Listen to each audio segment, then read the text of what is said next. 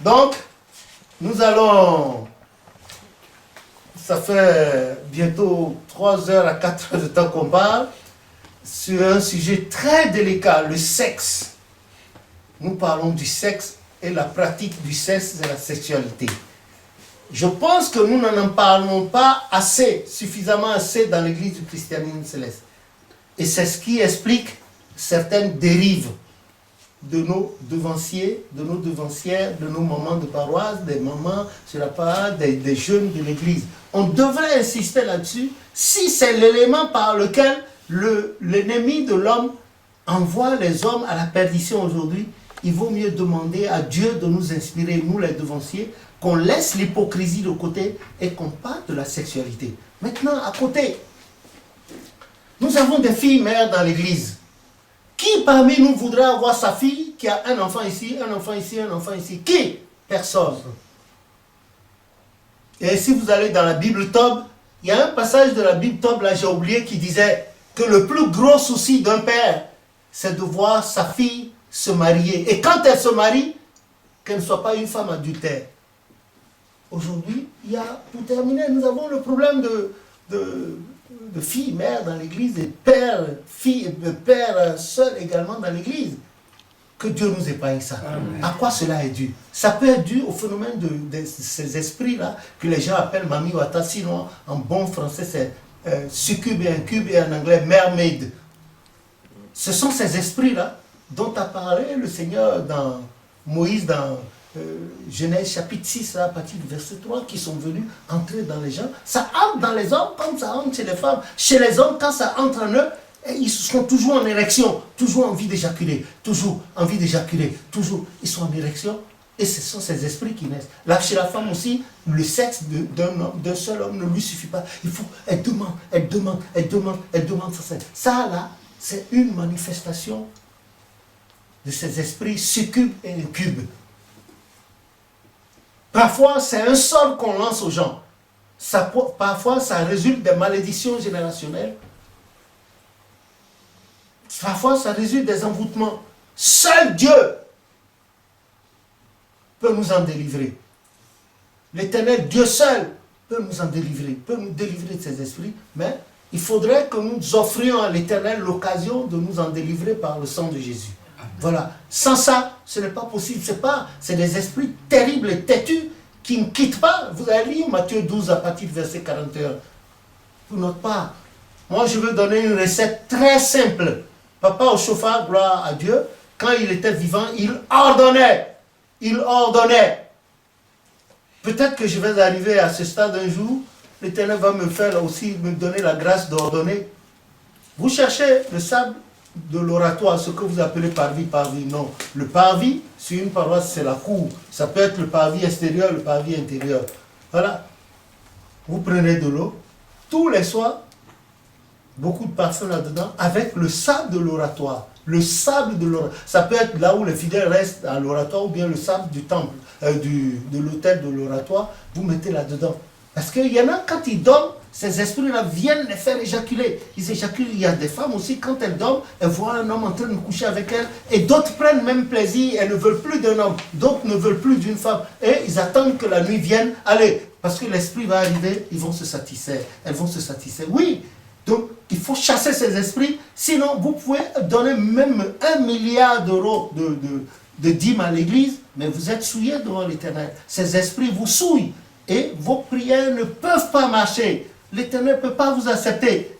Vous devenez alors des adultères, des adeptes de ces esprits-là. Donc tout le temps, vous mettez ce sable, une poignée, une pincée de ce sable dans l'eau avec du parfum Saint-Michel. Et puis vous appelez le nom de l'Éternel là-dessus. Ja, 3 fois ou bien 7 fois. Ou bien Ja, Saint-Michel. Voilà. Et puis, vous priez là-dessus, vous demandez à l'Éternel Dieu de vous protéger, vous reconnaissez que vous êtes pécheur, la repentance. Ensuite, vous demandez la rémission des péchés et vous demandez maintenant la protection de l'Éternel à travers cette délivrance. Et vous vous lavez, vous avez tout fini et vous allez vous coucher.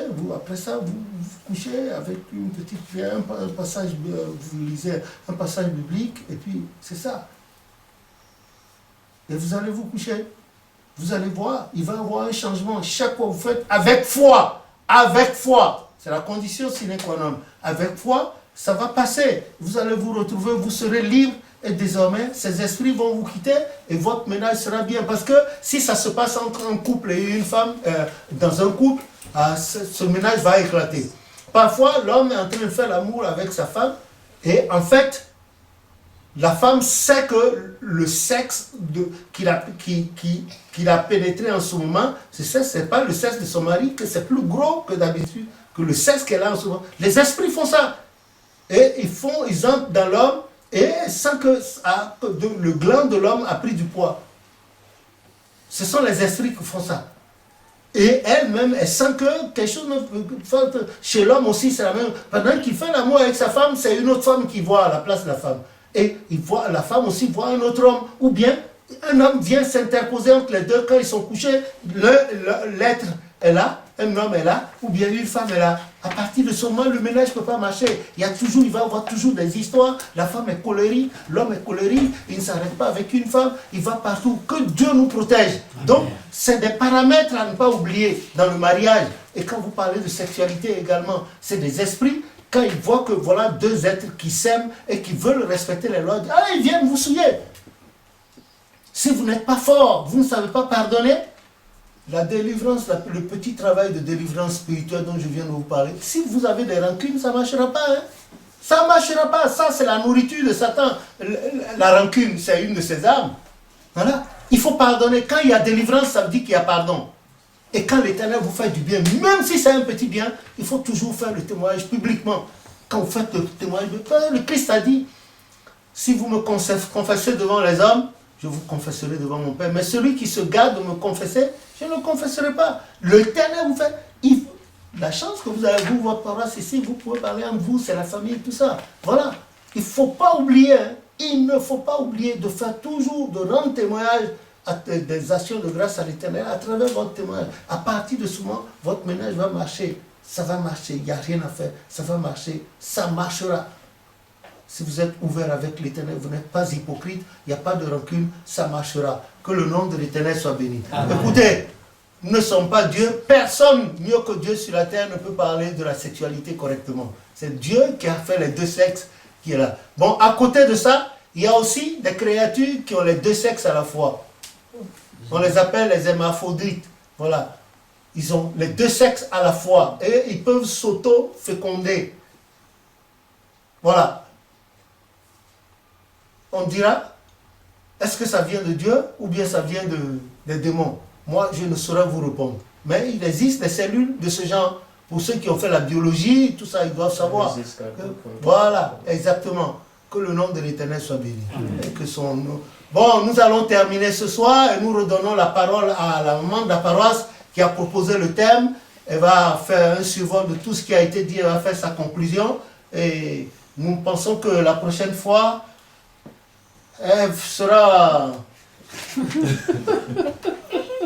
Et voilà, notre maman de la paroisse, nous vous redonnons la parole et nous vous remercions de nous avoir demandé de vous assister. Maintenant, donnez-nous une conclusion sur votre vie de femme, la femme en général, la femme, et puis dans l'église du christianisme céleste. Que Dieu vous bénisse. Amen.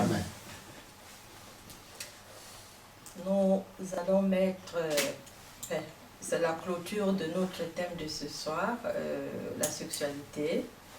Je remercie le Seigneur qui a permis que cela se réalise.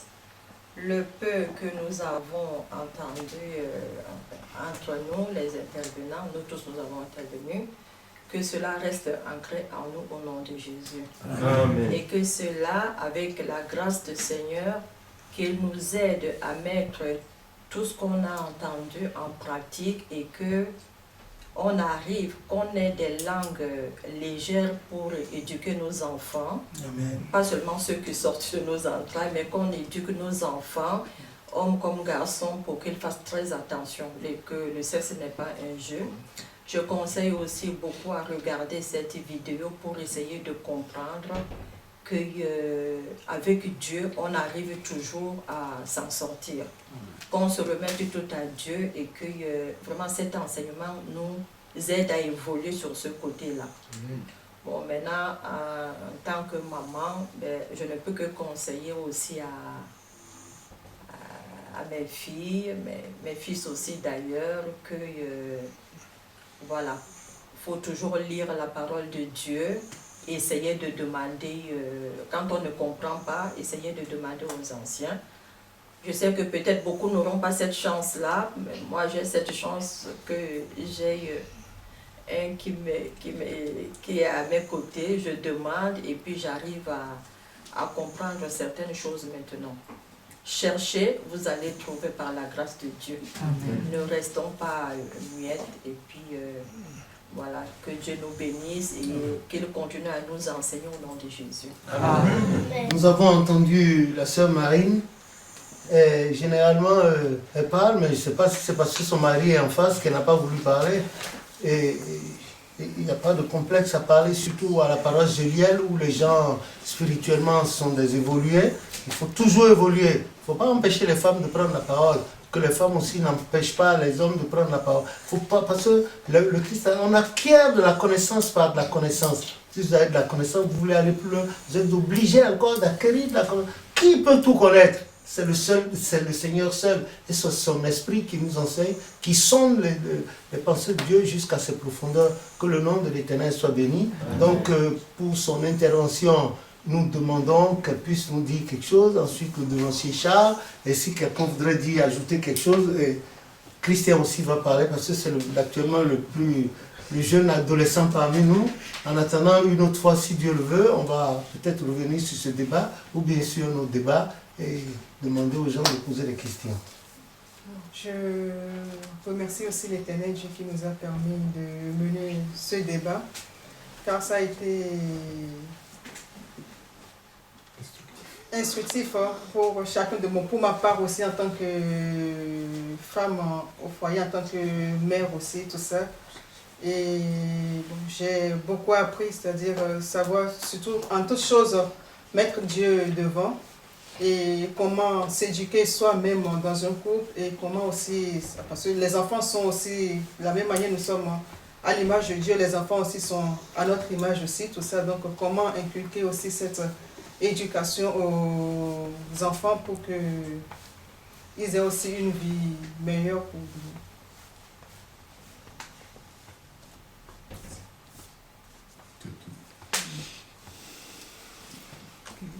Oui, devancier Charles, quelques mots. Je remercie beaucoup l'assistance et je suis heureux d'avoir assisté à cette conférence organisée par maman de la paroisse. Humble qu'elle est, et pourtant ça a été animé jusqu'au bout. Moi, ça me fait plaisir de l'entendre. Bien. Tout à l'heure, j'ai failli être en retard. J'aurais échappé à manquer, surtout, j'aurais manqué à quelque chose d'important. Bon, j'espère que seulement cette instruction sera aussi bénéfique pour moi et que dans les prochains jours, qu'on puisse avoir quelqu'un qui puisse prendre un autre thème, qui puisse nous instruire autant que nous avons été instruits au cours de cette intervention de maman à la paroisse. Peut-être que je ne veux pas mettre à la place de notre enseignant. Pour tous ceux qui nous écoutent, peut-être ont-ils des questions à poser eux aussi. Alors on attendra les questions auxquelles nous allons répondre avec plaisir. Que l'Éternel Dieu nous soutienne et nous assiste. Amen. Au nom de Jésus. Bon, voilà le point de vue de la conclusion de notre grand devancier Charles. Et nous allons terminer, mais nous n'oublierons pas de demander à maman Jeanne et le devancier Diaki tout à l'heure. Après là, ils n'ont qu'à se voir là-bas dans le couloir et puis les deux vont sortir un thème qu'ils vont animer, auquel on va débattre dans 2 semaines si Dieu le veut. Un thème d'actualité. Donc, en attendant que le frère Christian prenne la parole, nous demandons, je crois que le devancier Diaki doit avoir quand même un mot à nous dire là-dessus pour terminer. Non, mais c'est un bon thème. Et les intervenants, le thème a été bien animé. Donc, il y a beaucoup d'enseignants et beaucoup d'étudiants. L'essentiel est de mettre à pratique tout ce que nous enseignons et tout ce que nous enseignons de part et d'autre. Comme la maman l'a dit, dans toutes choses, il faut mettre l'Éternel devant. Il faut demander l'aval de l'Éternel dans tout ce que nous entreprenons, pour le thème, surtout pour le thème, comme le thème d'aujourd'hui, avec qui aller, comment pratiquer la sexualité pour qu'elle soit bénéfique à nous. Que l'Éternel inspire bien, nous inspire, les anciens, pour transmettre cette connaissance à nos enfants. Car c'est déplorable de voir un soi-disant, un homme de Dieu, et puis avoir des descendants et qui se comportent désagréablement dans l'Église, en parlant seulement du thème que nous venons de voir. Que Dieu nous aide à retenir et mettre en pratique pour mieux transmettre. Que sa paix soit avec nous. Amen. Donc le frère Christian, qui a posé une question très pointue, ne manquera pas quand même de nous dire un mot en attendant que le devancier Alex s'apprête et pour faire sa conclusion à lui. Moi, du coup, personnellement, après tout ce que j'ai pu entendre, ce débat a en fait élargi ma vision sur la sexualité. Je n'ai pas dit que maintenant j'ai peur, mais maintenant je respecte plus davantage l'acte de faire l'amour. Parce qu'en fait, faire l'amour, j'ai du coup compris que faire l'amour, c'est pas juste un acte. En fait, il y a des prérequis, il y a des dispositions. Et maintenant, avec tout ça, maintenant, je sais analyser, je sais comment me diriger dans ma vie future. Du coup, je remercie tous les participants, tous les intervenants, et vous aussi qui regardez. Je vous remercie de pratiquer ce qu'on vient de dire et de l'expérimenter par vous-même. Merci.